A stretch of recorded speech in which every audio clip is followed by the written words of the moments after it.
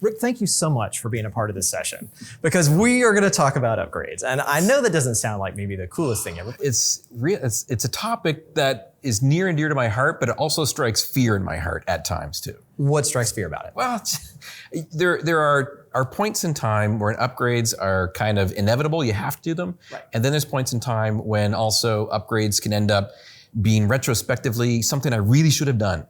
Because otherwise something bad could have happened. So basically, after you've completed an upgrade, we forget how we felt before because we're enjoying whatever the benefits of that upgrade were, but before it just seems impossible. Right. I mean, ideally, you've practiced, you've rehearsed, you've researched, you've got your upgrade underway. When you actually are completed, it's like anticlimactic. It's like, that's all it was? Really? Nothing else? Right. But does it feel a little bit different now? Like we're thinking about this batch of upgrades over the last few years, maybe more than we had before? My philosophy is people overthink them too much, honestly. It's not as bad. We've done a lot of work as software vendors to try to make upgrades less painful because people resist change and they resist doing upgrades. You ultimately are going to be happy at the end of it because you're going to have more functionality, more features, better protection, better security. I can keep on going if you want. Well, but every now and then there's one that almost works out in our favor. Like we look back and like, I'm so glad I did an upgrade. Yeah, I mean, the best I can do is there's this war story I have, honestly, about this one customer where they needed to do an upgrade to get access to a new functionality of Active Directory Recycle Bin. It came out with 2008 R2. They were running an old version of Active Directory and they just were continuing to work with it. But literally one admin person, which had too many rights, went in and deleted an entire OU structure of a sub-office of a particular financial institution. It proceeded to replicate like it's supposed to across the entire Active Directory of this worldwide bank. The only way they were able to save things from happening was the fact that there was a latent, slow connection to one of their offices in the Caribbean. And they were able to wake up in time to basically call down to the Caribbean and say, yank the network cable, stop this so we can have a copy of this, and then mark it as being authoritative and plug it back in to replicate back out again, save themselves. So needless to say, that was a bit of a forced upgrade after the fact that really should have been done a long time ago. So they looked at it after and said, we want to make sure that we can never save ourselves by not upgrading, by upgrading. Basically, yes. Okay, but you did mention 2008 R2 there. And that is one of the things that to me is really interesting is that I think a lot of times we forget how different that upgrade was. So why is it so sticky? Why is it different? So it depends again on the audience for how long you've been in IT for. You might have inherited this environment already, or maybe you were back in the day from years ago with all the gray hairs that we all have these days. But that comes from IT, by the way. Yeah, it does. Or locks of hair. So you literally had, back in the day, 32-bit environment operating system, and then new hardware coming out. Virtualization was just starting to become en vogue and supported and happy and good. And you now ended up in an environment where you had 64-bit operating systems and 64-bit hardware. Faster drives, faster memory, more memory. So it was like a forced function of, I can't get any of this new functionality. I got new hardware coming in. I've got to go to 64-bit, which is 2008 R2. So it was sort of gravity around 64-bit. There was a momentous period in time when the shift happened. And it literally drove virtualization because now you can put more than a little bit over a gig in a process. But that was like a bare metal to bare metal, which to me is probably the most nail-biting, scariest type of upgrade to do. What? No, just a snapshot and change? But now you're there, it's virtualized. So it's abstracted. So I can easily go in and spin up a new virtual instance of a new operating system, a new application layer, and then throw my data and my app on top of that. And it's easy because I still have my old one. But back then, hardware to hardware, you had to have two things. So that was definitely a little bit challenging, but well worth the effort. The problem is now we have all these people that are still on 2008 R2 because, it's working. It's good. I'm there. I'm 64-bit. I'm virtualized. But it's interesting. You think about that. Like, also there was a fundamental shift in what was driving upgrades and change and the way that we sort of re-architected applications. Because the thing about metal was it's all feeds and speeds, right? It's this box, this proc, and this memory. That tells me how this thing's going to perform. And once we went to abstraction, once we started to virtualize our workloads, and all of a sudden it became more about the performance of the thing and the cost of the thing or the nimbleness of managing the thing. And so it changed that conversation about the way that we were doing tech. And there was this period right at that same time that 2008 R2, well, 2008 initially, and then all the way through R2 was really being adopted. We also started kind of changing the way that we were designing our applications. Do you see that now? Are we kind of in another, is it like a 10-year revisiting cycle where we're trying to clear out a bunch of technical debt that had accumulated, or it's just more options and we have to be more thoughtful? So it's kind of both. I don't really gonna peg me down to one side or the other. It's kind of both because, I've made the transition to doing a lot more cloud type stuff, which is another conversation around upgrades and migrations. And most of our customers now are beginning to do an awful lot. But it's almost as if we've got all the stuff that's working on top of 2008 R2. The 10-year, there is no major massive event other than these small little things that keep on piling up on things. And so one of them would be things like access to more RAM, access to more features, more functionality. But there hasn't been another momentous issue to kind of drive us forward. So obviously the one that we have that's kind of a big momentous issue is the fact that, that's end of support, end of security updates, end of things. And you're kind of in a spot right now where this is now going to be one of the driving factors to people go off to the upgrade. So what I've been seeing is that things are actually happening much faster, much more incremental. They're using more, I want to say the agile process, the DevOps principles concept of lots of small added value and small changes to be able to go ahead and move forward, as opposed to these big, massive momentum ones that are going in. Well, for our customers, we see that a lot too. We try, especially if you're in the business of being helpful, you don't want to add yet another thing and forcing an upgrade. But every now and then, about on a 4-ish year cycle, we'll find that we are going to require an upgrade. Like for us, it's SQL Server 2016 to get a bunch of new functionality where we can take advantage of in-memory tables and column store, right? Where if you want to go to millions of log messages an hour, if you want to go to lots and lots and lots of analysis on flow data, for example, you simply are going to have to move to that technology because it will change your experience of the existing product. A big part of this driver, especially for cloud, is that it's not just upgrade, but it's migration. But I think the concern that a lot of people have is that there's just some things that are not going to migrate ever. So absolutely. There's some things that are going to be staying on premises and some things that will make more sense to actually start to use hybrid or start to put it natively directly inside the cloud. So one example for stuff that's going to stay on premises for quite some time because of the apps that we have and stuff they have going on is like good old Active Directory. Yeah. You can do an Active Directory Connect to go off and to synchronize your security principles up into Azure as an example, but you're still going to have people logging in and working with stuff that's going to be on premises for quite some time.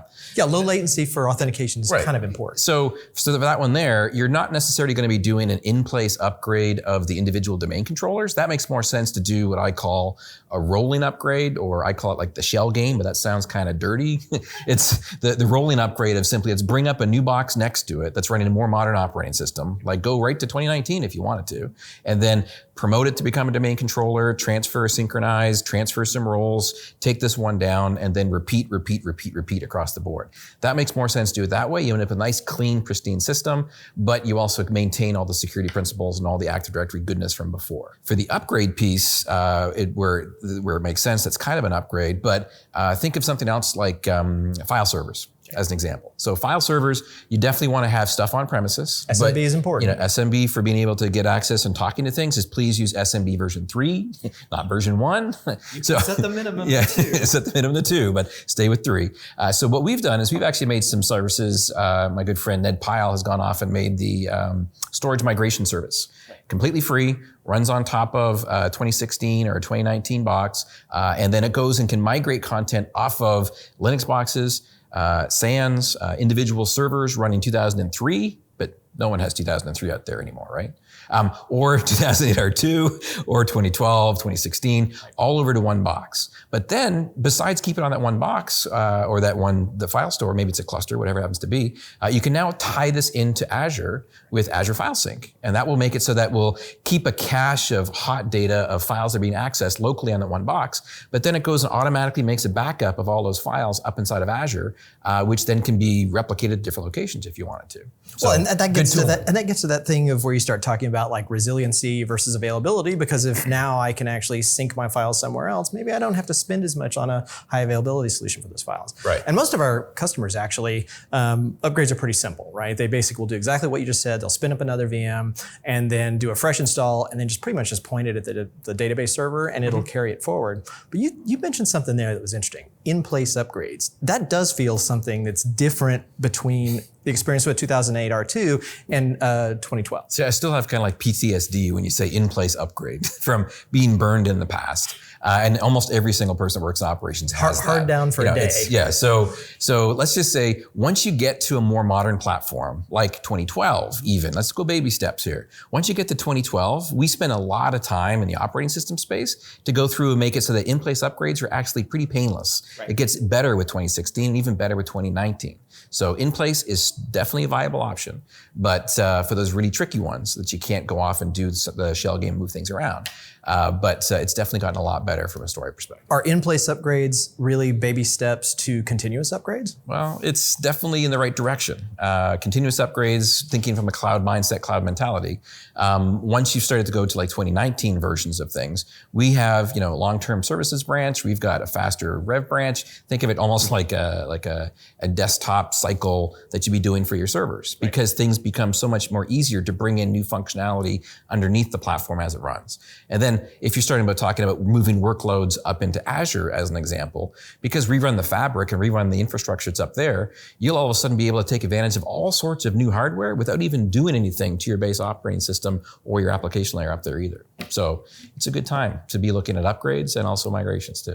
But in all this, especially at a time where things are changing, you have a sense that there's an inflection point. It's really hard in the moment to find that one forcing function that says, I'm going to get 10 years of new functionality out of this one move. I mean, really the forcing function right now is the opportunity for what's coming that we don't know what's around the corner. Right? So as an example, you can't take advantage of the new functionality of doing a lot of the hybrid connectivity to Azure or new functionality of on-premises technologies unless you're on a modern version. So you have to get at least into the 2012, 2016 area to be able to do it. Because if you were running 2008 R2, you don't have that option to be able to use any of that stuff. I mean, even just going ahead and doing a base OS install. 2008 R2 base OS with 285 patches coming down? That's a good 4 reboots in 2.5, 3, 4 hours to be able to get that OS. So a lot of that, you think people thinking about containers or being able to really take advantage of maybe different packaging mechanisms as part of that? Is it like putting another layer of abstraction on top? Well, no, the way I look at it is, again, with all these new opportunities that's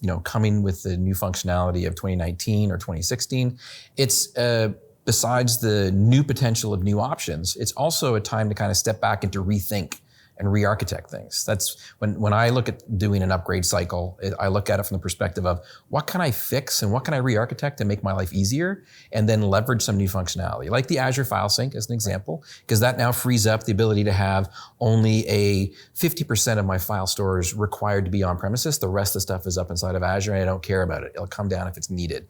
I can't do that with an old version of a server operating system. So rethinking becomes very, very important, and sitting back to reflect takes time. So if you remember everything that you got going from 2003 to 2008, all the benefits that came. So you're recommending that we think about this time as a similar time, that investment now in really rethinking is actually going to get us ahead and solve a lot of difficulties that we won't discover until later. Well, absolutely. And what I will say is, I do have to put a little bit of a plug in about the fact that, if you are on 2008 R2, you don't have much time to have that rethinking take place. So you're going to have to make a choice. You can either migrate to a more modern version on premises, or stay on 2008, but then you're going to have to buy extended support agreement for security updates, or migrate certain workloads of 2008 R2 up into Azure to get 3 years of updates. But that's still only going to buy you time. You still have to rethink, reimagine, and then figure out how to go off and